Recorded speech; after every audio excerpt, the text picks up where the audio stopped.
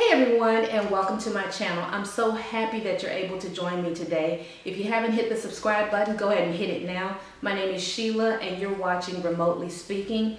Today I'm going to be speaking on an accident that I had yesterday, and I think it's so timely to be talking about this. Accidents happening in the home, so I think I might do a podcast on that. If you're interested in learning about statistics or just information on accidents happening in the home, or if you just want to talk about it in general, let me know in the comment section. So the thing about Remotely Speaking is that I want to talk about all kinds of topics that will help us with our lifestyle, financial, health and well-being, just so that we can have an overall better way of life. So I think that the more we learn, the better we do. And one thing that my grandfather taught me is that you should learn something new every day. So I'm hoping that we all learn something here on Remotely Speaking. Maybe you'll teach me something, and maybe you'll learn something from me and from some of the people that I'll talk to here on my podcast. So today I'm speaking to you from the comforts of my home. And what better place to be for me today? It's Friday. And I had a long work day, kind of easy work day, but I was dealing with an injury that I had sustained last week. So it's been a week now. Last week I was walking through my home. I was probably walking too fast. I'm pretty sure I was. I move really fast. I operate fast. I move fast. But I do take my time.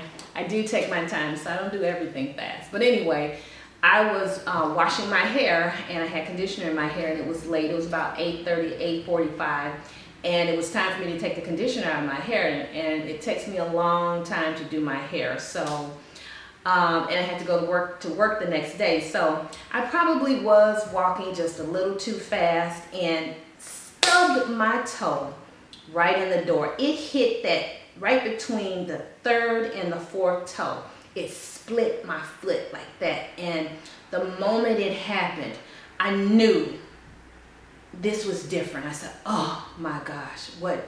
I thought that I had been attacked. I really didn't know what happened. I actually got up and said, "What happened?" And I said, "Why?" And then the pain was so excruciating. It just engulfed me, and I'm not gonna lie, I broke down a bit. I cried like a baby. It's nothing wrong with that. If you've ever stubbed your toe, I know you know what that feels like. And this time it was different. It was definitely different. A cold sweat went through me. But I tried to be a trooper. I didn't look down at my foot because, again, I had stabbed my foot before. So anyway, I went ahead and to rinse my hair out. And I said, I'll look at my foot after I'm finished rinsing out my hair, because that takes a while too. So then after I finished rinsing out my hair and I was sure everything was out, I looked down at my foot, and my fourth and my fifth toes, they were pointed that way while my other toes were still pointed straight. And I was like, oh my gosh, I broke my toes. I think I broke my toes. And my foot was swelling at this point, and it was hurting really bad. But I had finished my hair, and it's not all about the hair, so don't get it twisted about that. It's just that it's a lot of hair, and you have to take it. Once you get started on it, you got to continue the process. So I said, okay, I'm going to be a trooper. I'm going to make it through this. I'm going to finish up my hair, and then I'll go to the emergency room and get it checked out. Well, lo and behold, 11:45 rolled around, and then it was 12 o'clock midnight.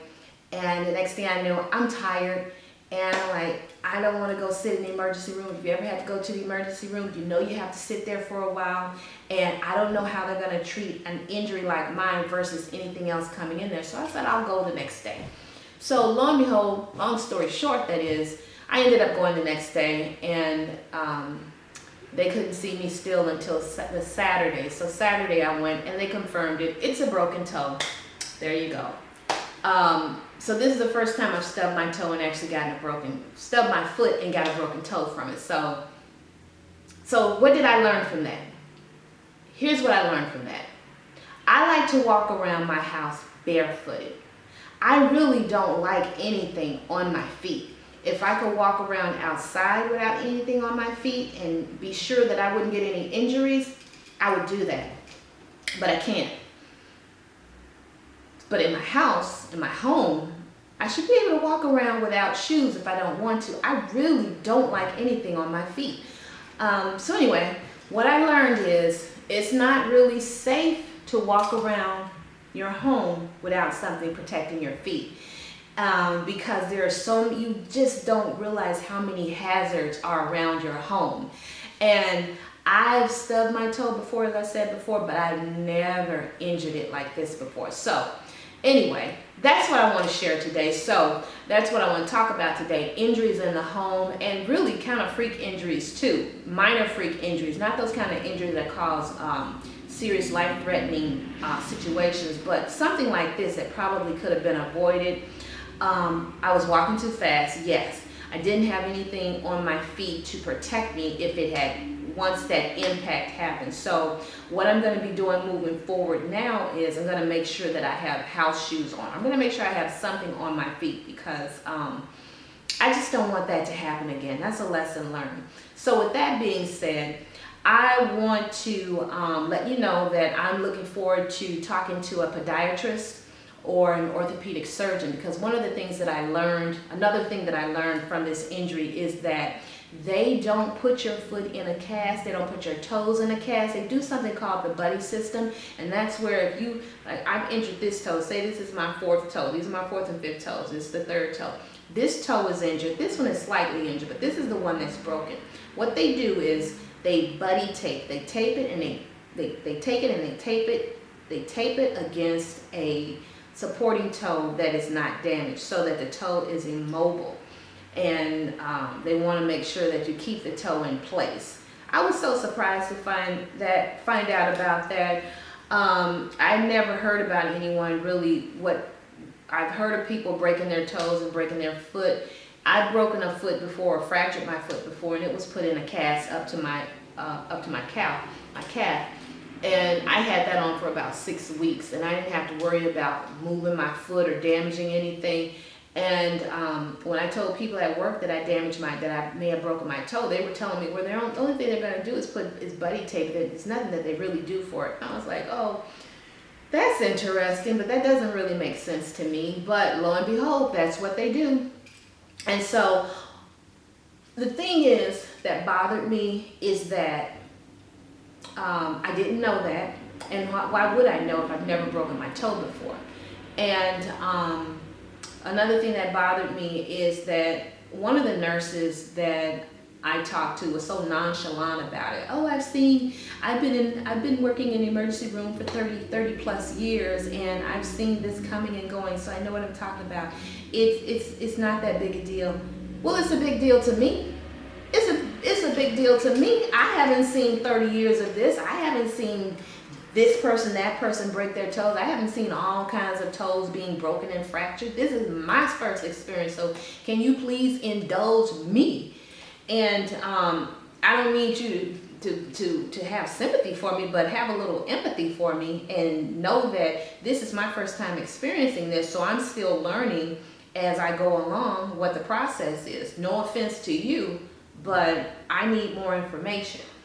So I think that something that I want to talk about on this podcast, Remotely Speaking, I would like to speak to a podiatrist and or an orthopedic surgeon, some subject matter expert that can talk to us about our feet. Our feet are so delicate, and you never really realize how important they are. Of course they're important, but do you really think about how many bones, very delicate bones, are in?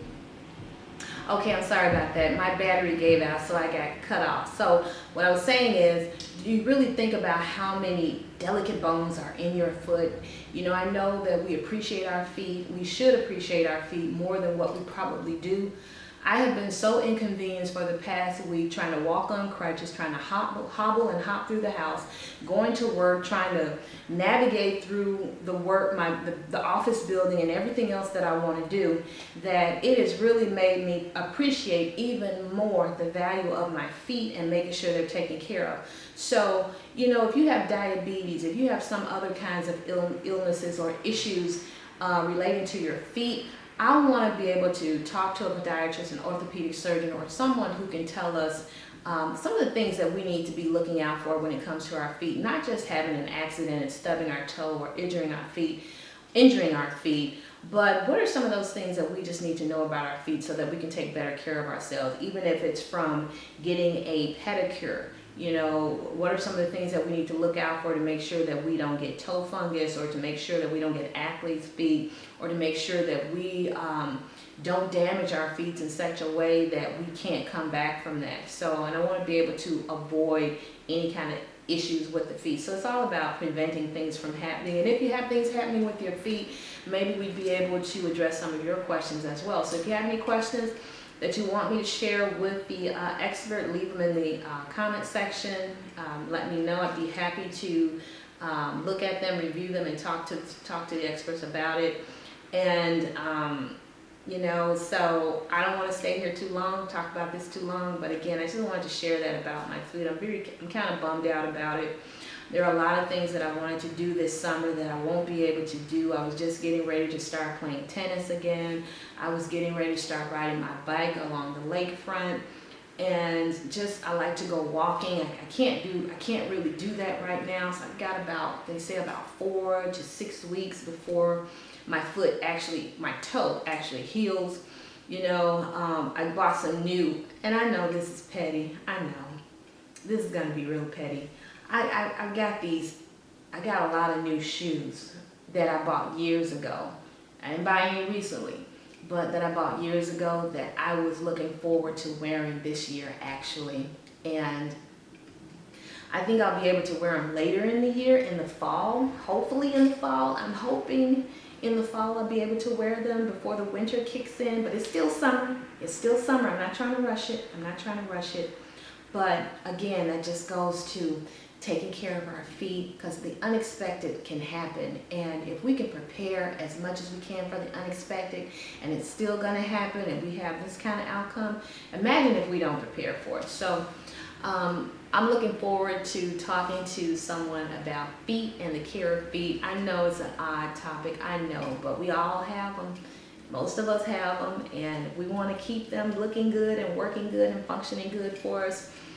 We need to know how to care for them. So first thing first, I'm gonna go get me some house shoes this weekend and stop walking around barefooted. I'm actually barefooted today, which is a shame, I know, but it's only been a week. Give me time, I'll learn. So I want to thank you for joining me again today on my podcast. My name is Sheila, and again, hit the subscribe button. I'd love for you to join me again for another episode of Remotely Speaking. Thank you. Bye.